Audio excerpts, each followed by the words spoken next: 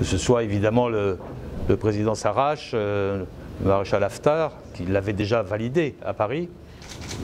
وهذا كان الحال بالنسبة للرئيس السراج والمشير حفتر اللذان وافقا على هذه المبادئ في اجتماع باريس. Que ce soit les responsables de la ville de Misrata que j'ai pu rencontrer. وأيضا كان هذا هو الحال للمسؤولين عن مدينة مصراتة الذين التقيت بهم اليوم. Mais que ce soit le président du Conseil d'État, M. Swahili, qui l'a fait savoir par un communiqué. وكذلك هذا رأي السيد رئيس مجلس الدولة السيد السويحلي الذي أعلن ذلك في بيان صدر عنه. Et je n'avais pas de doute sur la position du président Saleh.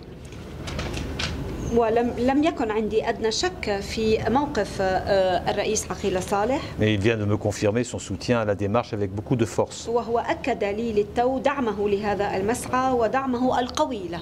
Et j'aurai l'occasion de rendre compte tôt demain matin au président Macron de l'ensemble de mon périple. وسوف تتسنى لي الفرصة لكي أطلع الرئيس الفرنسي ماكرون غدا صباحا باكرا على نتيجة هذه الجولة التي أجريتها. Il importe maintenant que le représentant du secrétaire général des Nations Unies, M. Salamé, mette un agenda en place pour avoir le déroulé très précis dans le temps de l'ensemble de cette démarche. والآن من الأهمية بمكان أن يقوم الممثل الخاص للأمين العام للأمم المتحدة السيد غسان سلامي بتحديد جدول الأعمال أو الأجندة وكذلك تحديد الجدول الزمني لتنفيذ كل هذه الأمور. Évidemment, je me réjouis de ce constat. وطبعا أنا سعيد بهذا الاستنتاج الذي توصلت إليه. Qui, je l'espère, prendra la force du concret dans les semaines qui viennent. وآمل أنه سوف يترجم عمليا في الأسابيع المقبلة. Monsieur le ministre, vous avez fait 4 étapes très différentes aujourd'hui. Première question, quel bilan vous en tirez? Et surtout, quel est l'enjeu au bout? لقد معالي الوزير لقد قمتم برحلة ب4 مراحل اليوم. ما هي حصيلة اجتماعاتكم اليوم وما هو الاستحقاق في نهاية هذه الجولة؟ La situation en Libye est très importante pour la stabilité de l'ensemble des zones liées à la Méditerranée, en particulier pour la sécurité de la Libye, pour la sécurité de l'Europe, et aussi pour la stabilité du Sahel, parce que l'insécurité actuelle entraînait toutes sortes de trafics, et le fait que les fondamentaux de l'État se soient distendus, voire se soient anéantis pour une part, rendait la porosité de ce pays ouverte à toutes les tentations et à toutes les menaces. La priorité, c'est de retrouver les fondamentaux de l'État. Et pour cela, il faut trouver les accords nécessaires entre les différents acteurs. Une tentative avait été faite il y a 2 ans, elle n'a pas réussi.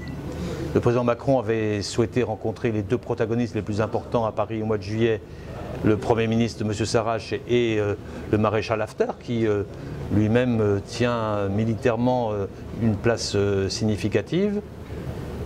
Le président de la République m'avait demandé de rencontrer d'autres acteurs aujourd'hui en Libye. J'ai pu m'entretenir avec plusieurs d'entre eux et je constate qu'il y a une convergence d'analyse et de vues aujourd'hui, même si sur un certain nombre de points les histoires sont différentes et les points de vue peuvent diverger. Sur les fondamentaux, il y a désormais un accord que le représentant des Nations Unies, M. Salamé, va devoir maintenant traduire en termes de calendrier.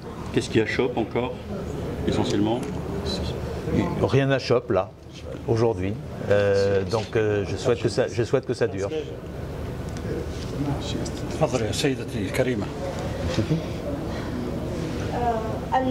الوضع في ليبيا هام جدا من أجل استقرار المتوسط وحوض المتوسط ومن أجل أمن الاتحاد الأوروبي كذلك، ولهذا وأيضا هذا هام لاستقرار دول الساحل. وانعدام الأمن في ليبيا يغذي كل أنواع التجارة غير المشروعة. أسس الدولة تفككت أو اختفت بعض الشيء، وبالتالي أصبحت ليبيا بلدا مفتوحا لكل الإغراءات ولكل التهديدات. الأولوية اليوم هي إعادة الأسس